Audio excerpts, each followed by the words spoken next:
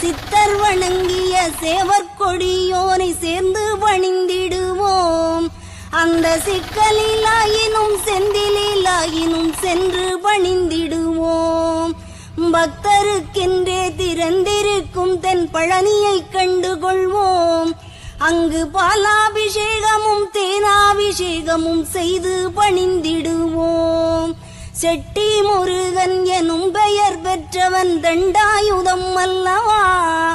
அந்த சித்திரவள்ளியும் ஜாடையில் மற்றொரு செட்டி மகள் அல்லவா.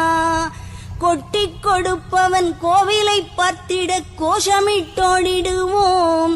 முள்ளும் குத்தட்டுமே கல்லும் தட்டட்டுமே வலி கொஞ்சமும் கண்டுகொள்வோம். 6 60 ஆன 20 ஆடி நடந்து செல்வோம். சில ஆனந்த பாடல்கள் வேலனை பாடட்டும் அன்புடன் ஊர்ந்து